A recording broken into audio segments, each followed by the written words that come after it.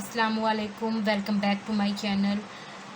आज हम एक्सरसाइज 6.7 का क्वेश्चन नंबर 5 करने जा रहे हैं।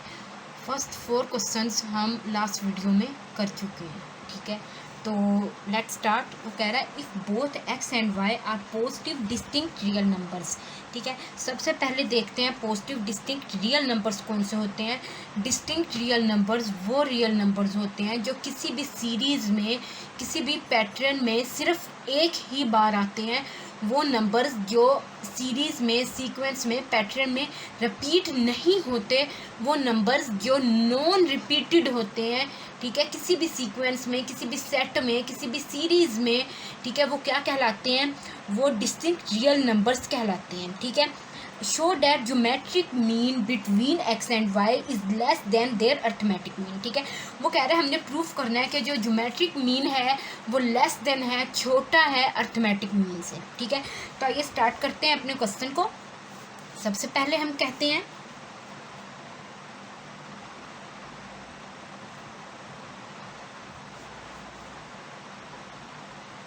G is geometric mean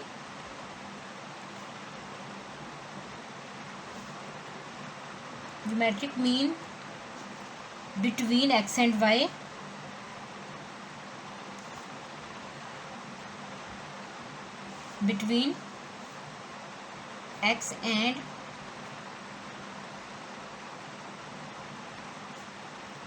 Y, ठीक है।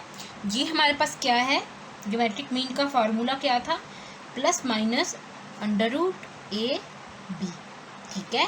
Similarly A is arithmetic mean. Arithmetic mean के बारे में हमने कल पढ़ा था। मीन बिटवीन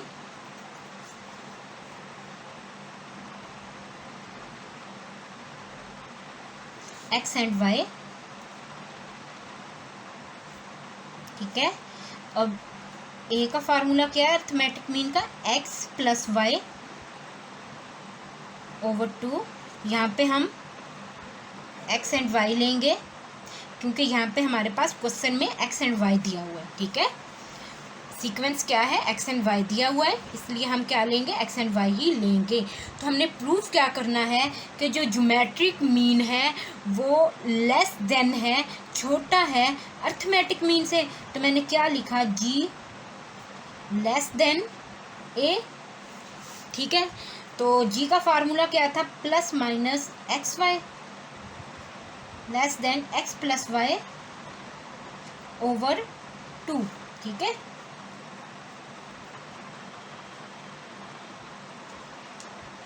अब हम क्या करेंगे, इस 2 को, यहाँ पे ये डिवाइड हो रहा है, ठीक है, हम इसको लेफ्ट साइड पर ले जाएंगे। क्या हो जाएगा, 2 plus minus 2 under root X Y, छोटा है एक्स प्लस वाई से, ठीक है।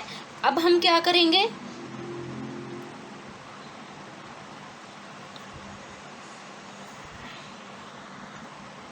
अब आगे करने से पहले एक हम छोटी सी एग्जांपल देखेंगे। हमने पढ़ा है कि अगर हम लिखते हैं x छोटा है माइनस वाई से, ठीक है। लेट्स सपोज मैंने एक एग्जांपल लिया है जस्ट समझाने के लिए। आगे जो हम स्टेप करने जा रहे हैं उस स्टेप को सोल्व करने से पहले ये देखना ज़रूरी है, ठीक है। तो जब मैं माइनस वाई को इस साइड पर लेकर आऊँगी तो ये प्लस वाई हो जाएगा, ठीक है।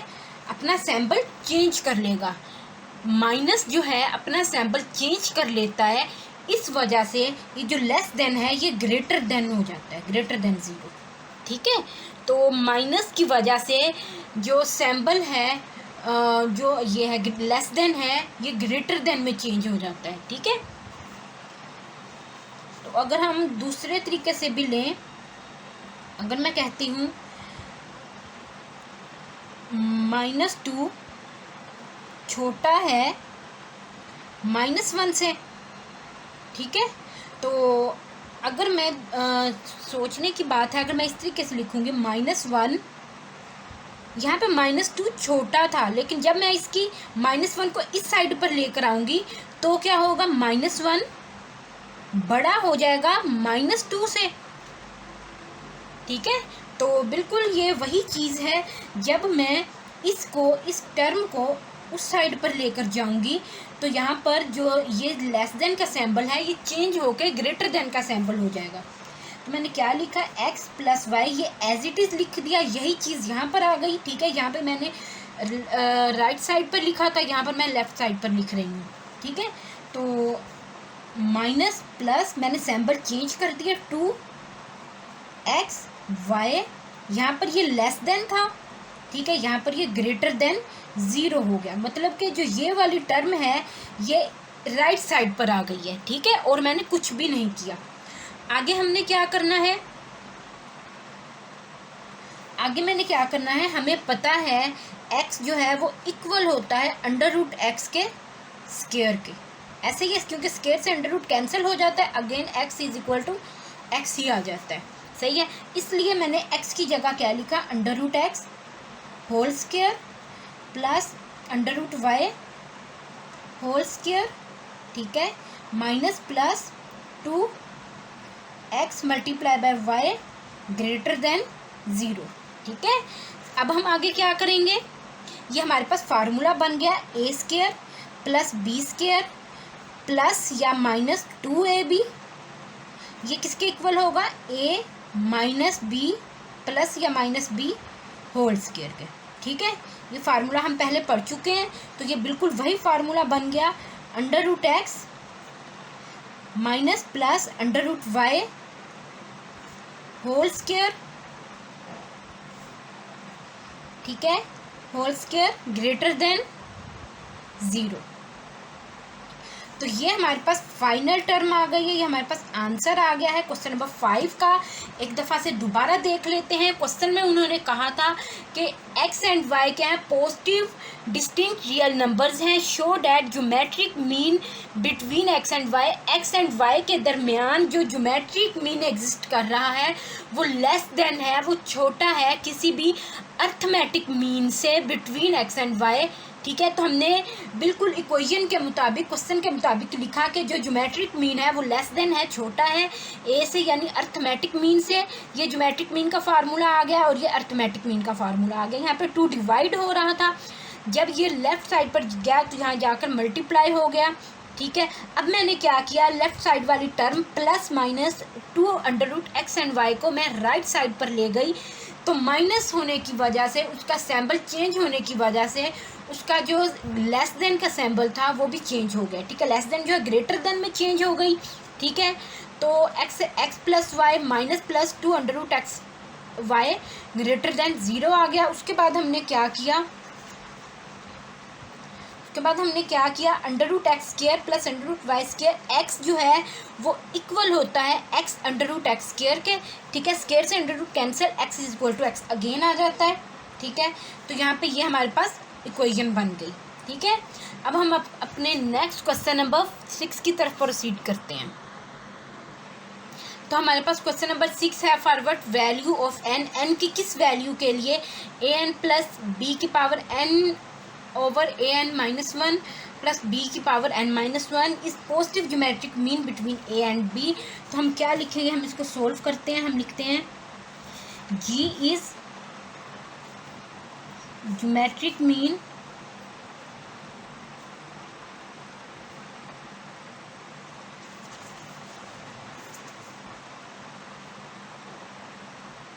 बिटवीन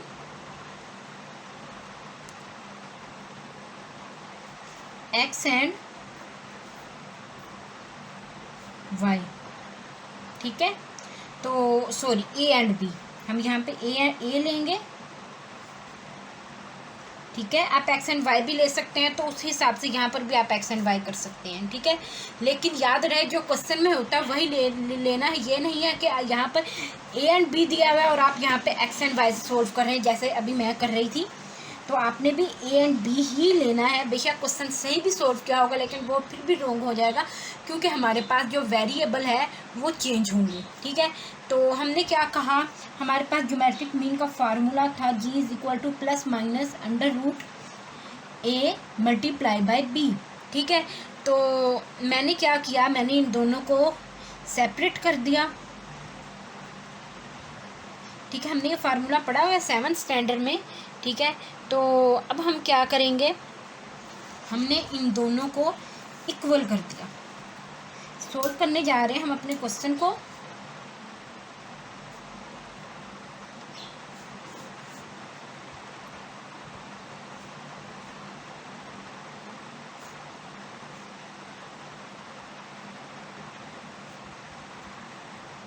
ये मैंने इक्वालिटी में लिखा है, इसलिए 7 प्लस माइनस का सैम्बल नहीं लगाया। ठीक है, तो क्योंकि ये इक्वल है, लेफ्ट हैंड साइड इक्वल है राइट हैंड साइड के, ये अंडर रूट में था इसलिए यहाँ पावर 1/2 आ गई। अंडर रूट 1/2 के इक्वल होता है ना।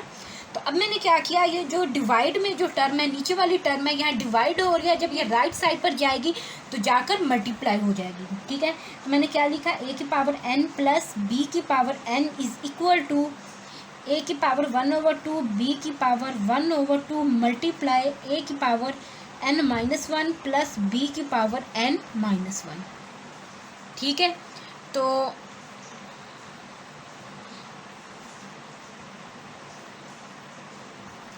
अब हमने क्या किया, इसको ऐसे ही लिख दिया। मैंने a की पावर 1/2 b की पावर 1/2 को इन दोनों टर्म के साथ बारी बारी मल्टीप्लाई करना है। तो मैंने सबसे पहले लिखा a की पावर 1/2 मल्टीप्लाई a की पावर n-1 b की पावर 1/2। ठीक है, ये दोनों अंदर इसके साथ मल्टीप्लाई हो गए, प्लस a की पावर 1/2 b की पावर 1/2 और b की पावर n-1। ठीक है, a की पावर n प्लस b की पावर n। अब यहाँ पर बेस जो है वो सेम है, इसलिए पावर्स जो हैं वो ऐड हो जाएंगी। ठीक है, हमने पढ़ा था अगर हमारे पास a की पावर n और a की पावर m है तो ये नीचे वाली बेस सेम होती है, इसलिए पावर्स क्या हो जाएंगी, ऐड हो जाएंगी। ठीक है, बिल्कुल वही काम हमने यहाँ करना है, a की पावर n-1 प्लस 1/2। ठीक है, यहाँ इसके साथ प्लस था, मल्टीप्लाई b की पावर 1/2 एज इट इज़ आ जाएगा साथ, प्लस a की पावर 1/2। सिमिलरली हम यहाँ पर भी ऐसे ही करेंगे, n-1 b की पावर n-1 प्लस 1/2। ठीक है, ये वाला 1/2 साथ ऐड हो गया, ये इस फार्मूले के ज़रिए। ठीक है, आगे हमने क्या करना है, a की पावर n प्लस b की power n is equal to, हम इसको पहले सोल्व कर लेंगे, यहाँ सोल्व कर लेते हैं। 1/2 माइनस 1, ये 1/2 माइनस 1। ठीक है, 1 माइनस 2/2 एलसीएम ले लिया तो -1/2 आ जाएगा। ठीक है, तो यहाँ पर क्या आ जाएगा, a n-1/2 मल्टीप्लाई b की पावर 1/2 प्लस a की पावर 1/2, ये भी ऐसे ही आ जाएगा, मल्टीप्लाई b की पावर n-1/2। ठीक है, अब आगे चलते हैं हम। ठीक है, तो हमारे पास ये आ गया। अब हम क्या करेंगे, हमने क्या करना है, इन दोनों को अब सेपरेट कर लेना है। ठीक है, मैंने क्या किया, ये टर्म यहाँ ऐड हो रही है। ठीक है, यहाँ ऐड हो रही है, जब ये इस साइड पर आएगी यहाँ आकर माइनस हो जाएगी। ठीक है, क्या हो जाएगी, माइनस हो जाएगी। सिमिलरली ये टर्म जो है यहाँ ऐड हो रही है, जब ये इस साइड पर आएगी यहाँ पर आके ये भी माइनस हो जाएगी। तो मैंने क्या लिखा, a की पावर n माइनस a की पावर n-1/2 मल्टीप्लाई b की पावर 1/2। ठीक है, इज इक्वल टू, ये लिखी, पहले ये लिखेंगे, a की पावर 1/2 मल्टीप्लाई b की पावर n-1/2। ठीक है, ये प्लस b की पावर n था, जब ये इस साइड पर आएगा तो माइनस b की पावर 1/2 हो जाएगा, सॉरी b की पावर n हो जाएगा। ठीक है, अब मैंने क्या किया, a की पावर n माइनस, मैं इन दोनों को सेपरेट कर दूंगी, a की पावर n मल्टीप्लाई a की पावर -1/2। ठीक है, मैंने क्या किया, ऐसे था, मैंने लिखा a की पावर n प्लस -1/2। ठीक है, a की पावर n मल्टीप्लाई ए की पावर -1/2। ठीक है, हमने फार्मूला पढ़ा था ए की power n plus m is equal to a की पावर n मल्टीप्लाई ए की पावर m। इस फार्मूले के ज़रिए मैंने इन दोनों को सेपरेट कर दिया। ठीक है, मल्टीप्लाई b की पावर 1/2 इज इक्वल टू, इसको भी ऐसे ही करेंगे, a की पावर 1/2 मल्टीप्लाई b की पावर n मल्टीप्लाई b की पावर -1/2 मल्टीप्लाई b की पावर n। ये वाला यहाँ माइनस था, माइनस b की पावर n आ जाएगा। ठीक है, अब मैं क्या करूँगी, यहाँ भी a की पावर n है, यहाँ भी a की पावर n है, मैंने कॉमन ले लिया। जब मैंने कॉमन लिया तो यहाँ क्या रह जाएगा, 1 माइनस a की पावर -1/2 मल्टीप्लाई b की पावर 1/2। ठीक है, इज इक्वल टू, सिमिलरली ये भी b की पावर n है और ये भी b की पावर n है, तो मैंने इसको भी कॉमन ले लिया। यहाँ पर क्या रह गया, a की पावर 1/2 मल्टीप्लाई b की पावर 1/2 -1/2 -1। ठीक है, I hope you can understand. अब हम क्या करेंगे, हमने फार्मूला पढ़ा था a की power -1 is equal to 1/a। ठीक है, अगर a की पावर -1/2 हो तो वो हो जाएगा 1/a की पावर 1/2।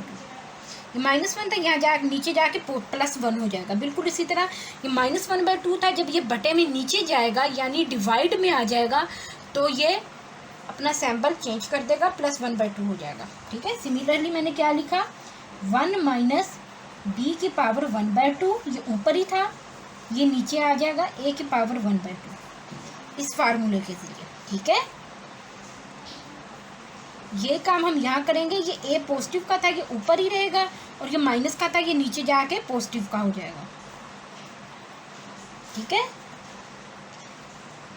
अब हम इसको सोल्व करेंगे। a की पावर 1/2, इसका एलसीएम लेंगे तो क्या आ जाएगा, a की पावर 1/2 माइनस b की पावर 1/2 डिवाइडेड बाय a की पावर 1/2। ठीक है,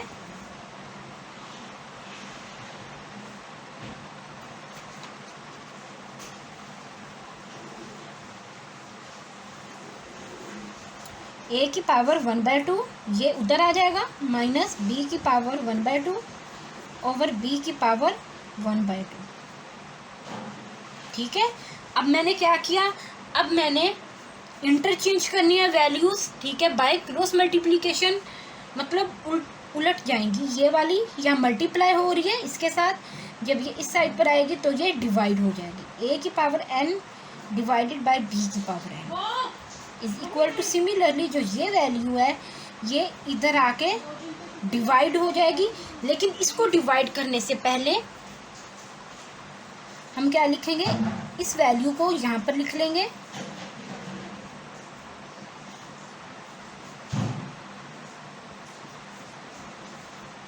अब ये वैल्यू इधर आ जाएगी।